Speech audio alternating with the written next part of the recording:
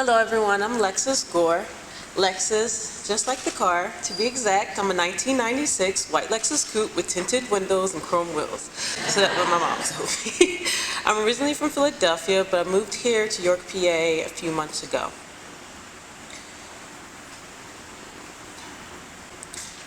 I began making art in middle school when I started watching a ton of anime.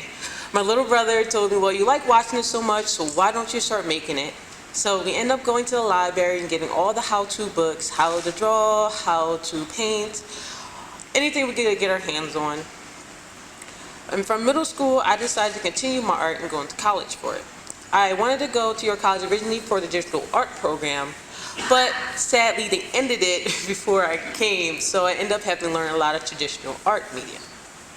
From there, I continued on doing illustration through watercolor, graphite, pastels. I even learned some graphic design. But while taking a lot of illustration classes, I also took a lot of sociology classes, and that started making me understand the world in a bigger picture instead of in the visual. So while learning sociology, I started asking a lot of questions about why we accept the things that we do. One of them was sex. We sell it, we talk about it, everyone's allowed to embrace it, but you're not allowed to talk about it. So I ended up making a book about BDSM because it was a big topic at the time that was really confusing because of 50 Grades of Gray, and I decided to shed some light on it. In the end, it's like, it's not for everybody, but to understand why people come and think about it, like, oh, don't talk about it, or yay, let's do this, kind of interesting. So I ended up taking that and started doing sociology on a lot of other things, especially masculinity, gender roles, race relations, and many other things. From there, I continued on messing with different media, mainly got into a lot of charcoal and pastels. That's when I got my first commission, and I finally thought myself as a true artist. From there, I ended up taking a lot of drawing classes where I got really proficient in charcoal, and I got into my first juried art show.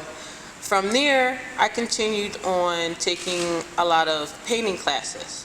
My first painting class was with Rye Fryer, and I didn't like painting at all. If you want to know, I didn't touch it, I didn't want to mess with it, but I ended up going to Mount Gretna off of his recommendation. And from Mount Gretna, I actually learned oil painting. I never touched it. I did this 2.5 years ago. From there, I ended up touching on abstraction from realism, and then from abstraction back to realism. So I ended up doing a lot of landscapes, and from landscapes, I ended up getting into a lot of people. People is my specialty of the moment, especially when it comes to portraits.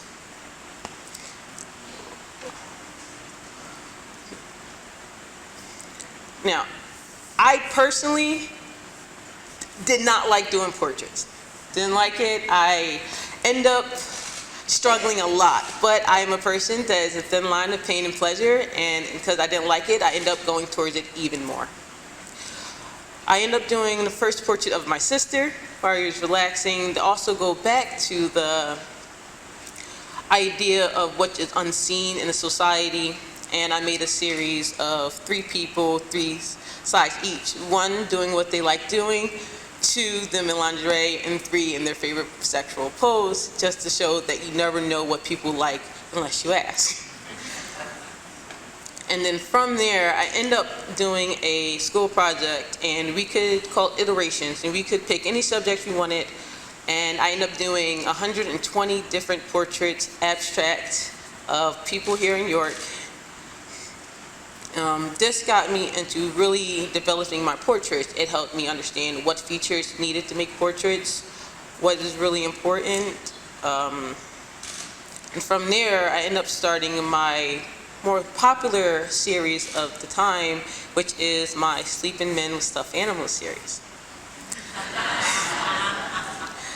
And this series came about me questioning masculinity, again, because I was wondering why it is that as a society we end up taking a very toxic view of men, and toxic masculinity was a big deal at the time, And I wanted to show that did not have to be inherently toxic.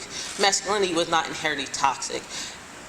And so the guy sleeping was to show the vulnerability, them opening up. The stuffed animal is a sign of innocence as well as non-sexual intimacy that they can have for somebody. And I wanted to express this way we can stop looking at men as terrible beings.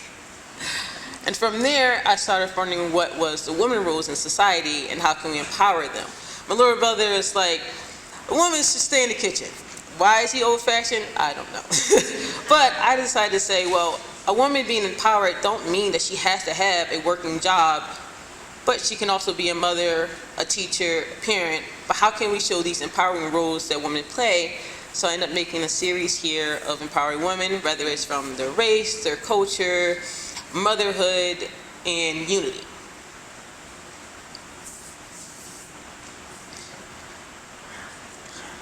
So, a few quick facts. Other than painting and illustration, I also do sculpture, hand lettering, jewelry, sewing,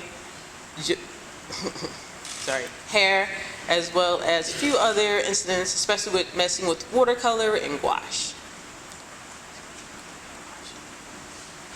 I'd like to thank everyone for coming out tonight and hearing me speak, and as well as my other presenters. And I hope you all have a wonderful day.